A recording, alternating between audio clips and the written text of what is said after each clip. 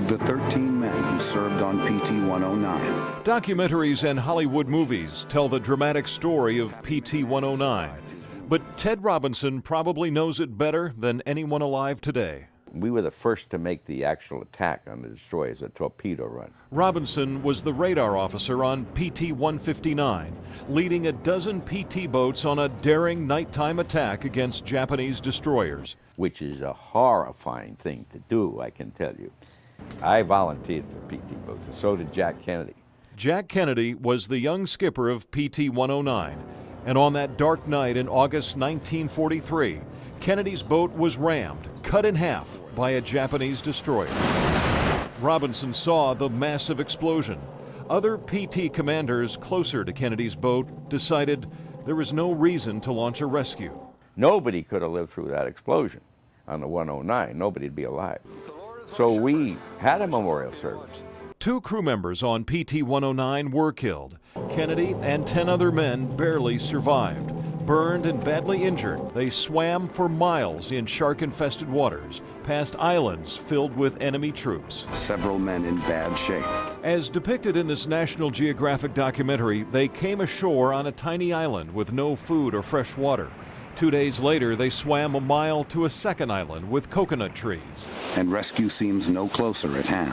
Days later, and close to starving, the survivors of PT-109 were discovered by 2 natives from a nearby island. Kennedy carved a message into a coconut, gave it to the natives, who paddled 38 miles in a wooden canoe to find an American PT squadron.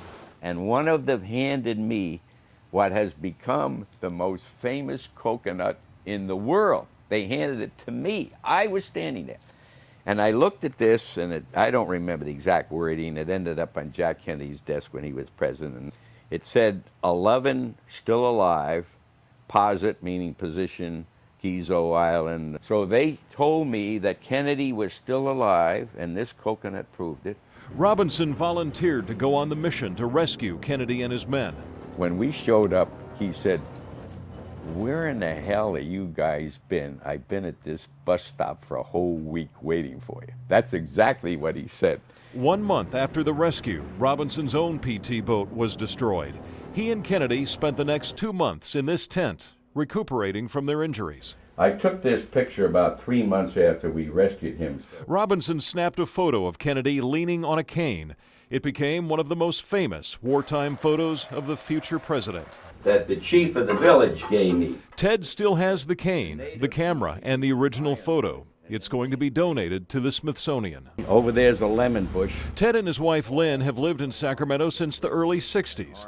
Any hope of seeing his friend Jack Kennedy again ended on November 22nd, 1963. What he went through, the gunfire and all we all went through, to come back here and get shot by some nut in Dallas is unbelievable.